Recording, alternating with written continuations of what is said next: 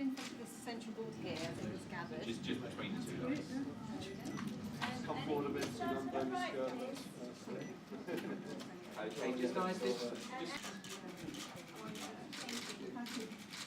Can I get one this one?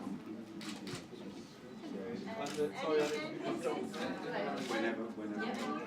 Annie, Annie, could we just slightly this way?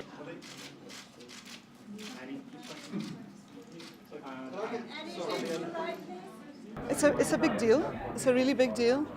When I think about all the things that I've been through in my life, trying to become a musician, trying to write songs and perform and have that life, you know, and survive it and come through it sane and you know, it's a little bit like seeing your life flash in front of you. You know, all these images of my creative work and Eurythmics and solo career and everything. So you know, it's great. It's extraordinary.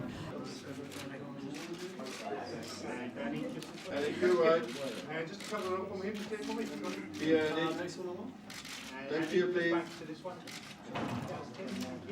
I'm almost 60, and I think it's relevant because pop music has always been about youth and beauty in a way, and I see a lot of older guys in their 70s still on stage, and not to say that I'm going to be on stage in my 70s, but I hope that in a way it'll be encouraging for young female artists to see that you can still be relevant and be here and creative when you're your mother's age or even your grandmother's age.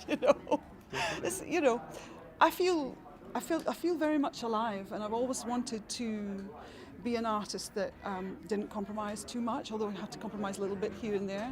I always wanted to hold on to my integrity, and that's not always been easy, but I hope that's, I think it stood me in pretty good stead.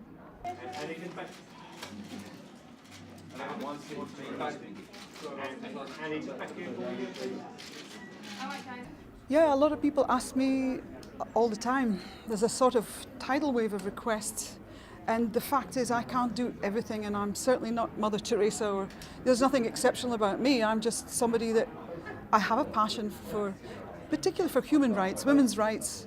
It's my gender, you know. I see the inequalities that still exist, and I see how much further we have to go, especially for women in the developing world who are still so, it's almost like they live sometimes in the Middle Ages. And that really gives me a sense of like, I have a platform and I want to use my platform well. And even sometimes if it's just signing a t-shirt to give to somebody for an auction, that's an incredible privilege for me to be in that position.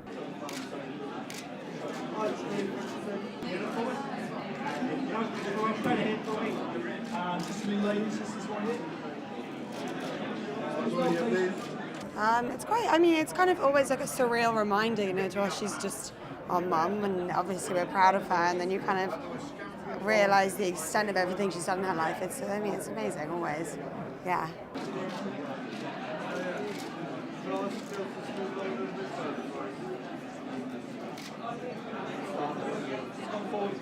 I like the diva headdress with the feathers. Yeah, same.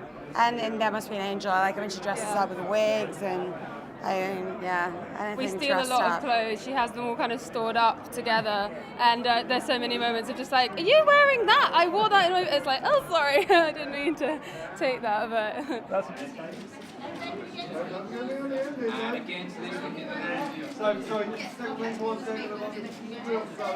Well, I think probably a lot of people will say the same thing, but I just remember seeing the Sweet Dreams video. I think it was either on Swap Shop or it was Saturday morning TV anyway.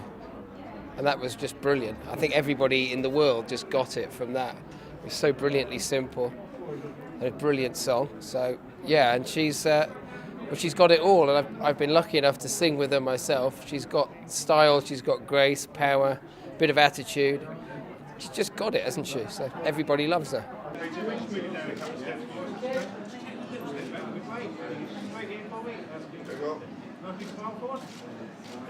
Well, I think from the outset, you know, she's an extraordinary singer, a really accomplished songwriter, and I think the other thing that's influenced the award is all the work she's done, humanitarian work, particularly HIV and AIDS. Put your head against me, please.